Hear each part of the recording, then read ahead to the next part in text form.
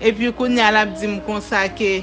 li te font révélation sous pays nou Haïti. Li ouais que c'est dans pays li. Et puis li ouais c'est un grand marche qu'a fait. Et puis pendant marche la fête là, un pile monde, un full monde. Et puis kounya la li ouais c'est drapeau Haïti ya. Yo levé bien haut. Et puis kounya la li dit comme ça et puis yo dit comme ça ouais drapeau ça qui bien haut là. C'est tout le monde entier net oui qui ouais là. Li dit ah c'est pas vrai.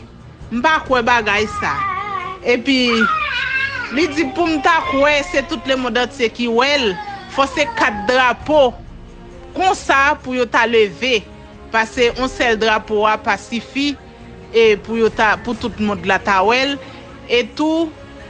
et 4 drapeaux pour yo ta lever faut chaque ta dans direction tant que nord les sud l'est et l'ouest dans 4 points cardinaux faut ta gon drapeau et puis moun nan dit bon si c'est dans gens ça besoin n'a mettre dans gens ça moun qui porte drapeau mais pas gens moi moun qui porte drapeau et puis kounya la moun nan vire chaque point de drapeau dans sens li dit là. Et puis moun nan dit kounya la satisfait kounya moun nan dit c'est tout monde là net en général qui a regardé drapeau ça là qui levé. Et puis kounya la porter curiosité pour le moun nan qui porte drapeau li pas jambe moi après ça li vinn ouais moun nan tomber qui te porte drapeau moun nan tomber mais drapeau a pas tomber non l'elle penché pour regarder moun nan li pas ouais moun nan mais li ouais moun nan c'est avec couleur drapeau toujours drapeau haïtien li ouais moun nan habillé et puis kounya la nan même révélation li ouais un seul gros papa échelle li poko jambe moi échelle ça dans ville depuis le fête échelle là long li gros et puis kounya la pointe échelle là a flotter dans ciel là et puis on l'autre pointe échelle là même toucher terre et puis c'est comme ça li un paquet d'anges qui descendent saute dans ciel là vinn sous terre cap saute sous terre dans ciel là tant que les petit dessin animé ou a fait mouvement rapide là c'est comme ça loué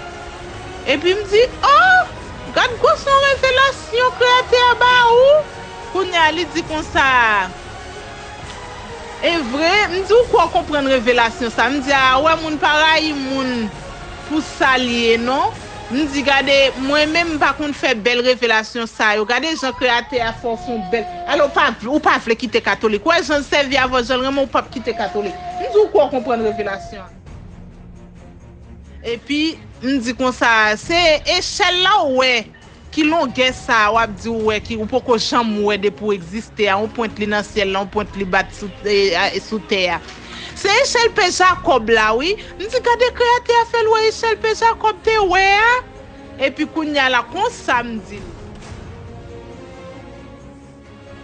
et puis kounya les frères d'Odim al dans Isaïe chapitre 11 verset 11 a continuer ou après a parler un drapeau qui vient pour lever dans dernier temps dans rassemblement peuple Israël là c'est pas l'autre drapeau là c'est drapeau ça y a parlé dans Isaïe c'est lui même drapeau pas non Haïti drapeau Haïti regardez depuis fin temps de révélation ça pas même moun encore et bien c'est comme ça créateur lui-même li remet peuple haïtien c'est comme ça terre ça qui les terre Haïti